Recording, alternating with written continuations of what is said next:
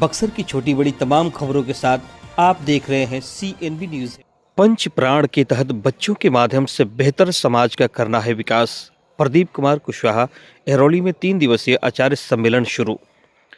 बक्सर विद्या भारती अखिल भारतीय शिक्षण संस्थान के तहत संचालित भारतीय शिक्षा समिति एवं शिशु शिक्षा प्रबंधन समिति बिहार के संयुक्त तत्वाधान में 3 दिवसीय भोजपुर विभाग का आचार्य सम्मेलन 2026 का आयोजन सरस्वती विद्या मंदिर एहरौली में शनिवार से शुरू हो गया, जो 2 फरवरी तक चलेगा। कार्यक्रम का उद्घाटन मुख्य अतिथि प्रदेश सचिव प्रदीप कुमार कुशवाहा ने दीप प्रज्वलित कर किया।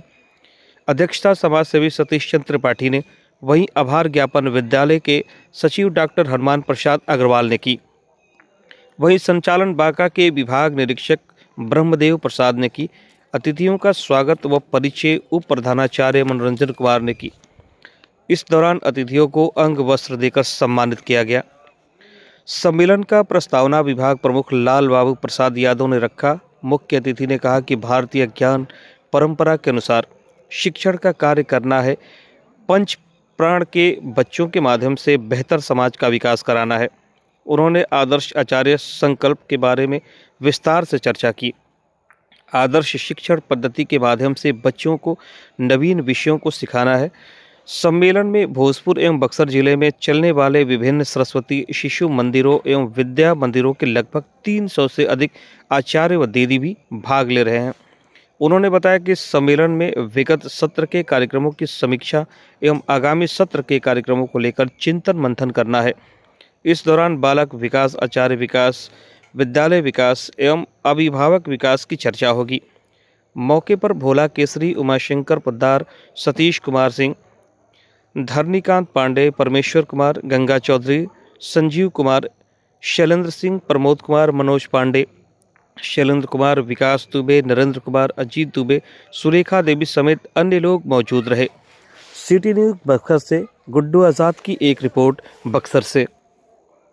शिक्षा समिति और शिशु शिक्षा प्रबंधन समिति दक्षिण बिहार के विद्या भारती के जो कार्यालय अपना पटना है, उसके द्वारा दक्षिण बिहार में 17 जिला में 200 औपचारिक विद्यालय अपने संचालित हो रहे हैं और विद्या भारती बालकों के सर्वांगीण विकास के लिए, आचार्यों के सर्वांगीण विकास के लिए प्रबंध समिति में जो हमारे कार्यकर्ता लगे रहते हैं, उनके उन्नयन के लिए, हमारे कर्मचारी उन्नयन के लिए, यानी जितने विद्या भारती के स्टेक होल्डर हैं उस सबका समय समय पर उन्नयन हो, समय समय पर शैक्षिक दृष्टि और दिशा दशा उनको मिले। इसलिए विद्या भारती प्रति 3 वर्ष पर एक बार विभाग स्तर पर सभी आचार्यों को 3 दिन के लिए आचार्य सम्मेलन के नाम से, आचार्य दक्षता वर्ग के नाम से, आचार्य प्रतिभा विकास वर्ग के नाम से ये अलग अलग 2-3 जिलों को मिलाकर करती है बस। तो उसी क्रम में ये अंतिम विभाग का, यानी भोजपुर विभाग का अंतिम ये कार्यक्रम है। अपने दक्षिण बिहार प्रांत में 7 विभाग की रचना है। 17 जिला को, 2-3 जिला को मिलाकर हम लोग विभाग की रचना किए हैं।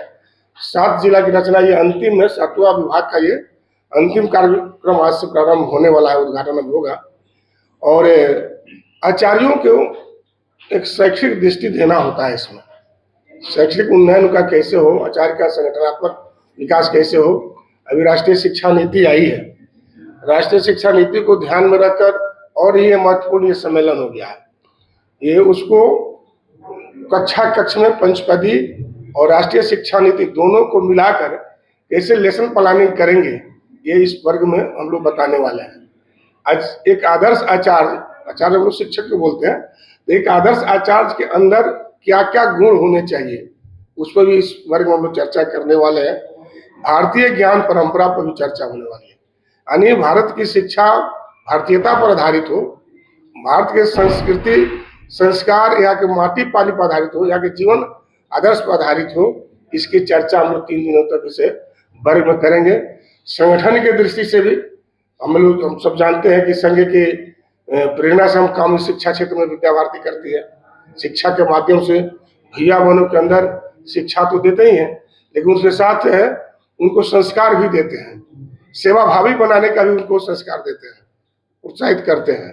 इस तरह का इस सम्मेलन में कुल 9 प्रकार के प्रतिस्पर्धाएं भी होने वाली है, कुछ सत्र भी चलने वाले, सत्र के माध्यम से विषय वस्तु भी सभी आचार्य को हम देंगे, और सबके पीछे यही हेतु है कि आचार्य का शैक्षिक उन्नयन विकास, और जैसे आचार्य हमारे शैक्षिक दृष्टि से सबल होंगे, ये जाएंगे तो हमारे भैया बहनों को जो छात्र पढ़ते हैं विद्यालय में, तो उनका सर्वांगीण विकास का जो है ये प्रक्रिया जो होती है उसमें इनको बल मिलेगा और वो सार्थक होगा। उपेक्षित बस्तियों में आपका संस्कार केंद्र चलता है, उसके प्रति क्या उद्देश्य है? हाँ, देखिए सरकार आज भी सभी जगह शिक्षा नहीं दे पा रही है। कुछ ऐसे सुदूर जंगलों में, पहाड़ों पर, गिरी कंदराओं में कुछ ऐसे मलिन बस्ती है जहाँ पर आज भी सरकार शिक्षा कोई दीप नहीं जला रही है। वहाँ पर विद्या भारती आज संपूर्ण देश में, ये अपने यहाँ नहीं, अपने यहाँ भी तो है, अपने यहाँ दक्षिण बिहार में 250 हमारे से संस्कार केंद्र चला रहे हैं। जैसे आप बता रहे हैं संस्कार केंद्र 250 हमारे चल रहे हैं। हमारे दक्षिण बिहार में 211 प्रखंड है, उसमें हम 150 प्रखंड में पहुंचे हुए हैं। 150 प्रखंडों में हमारा 250 संस्कार केंद्र, शिक्षा केंद्र हमारे चल रहे हैं। और उसके पीछे हेतु यही है कि जहाँ सरकार की शिक्षा की दीप नहीं चल रही है, वहाँ निःशुल्क विद्या भारती उस पर व्यय करती है, अपना समाज से लेकर समाज के लिए वो काम करती है। और वहाँ की बस्ती के बच्चे जो किसी कारणवश विद्यालय नहीं जा पाते हैं, मजदूरी करते हैं, मजदूरी नहीं करेंगे तो जीविकोपार्जन कैसे चलेगा? मजदूरी करने के कारण वो विद्यालय नहीं पहुंच पाते हैं। इसलिए सुबह या शाम उनको 2.5-3 घंटे का हम संस्कार केंद्र के नाम पर चलाते हैं। उसी बस्ती से एक पढ़े लिखे लोगों को चयन करते हैं, हमारे लोग देखने वाले रहते हैं, प्रशिक्षण भी देते हैं और उनको लगाकर वहाँ के बच्चे को शिक्षित करते हैं, संस्कारित करते हैं। उसका उद्देश्य है कि हमारा समाज, हमारा देश शिक्षित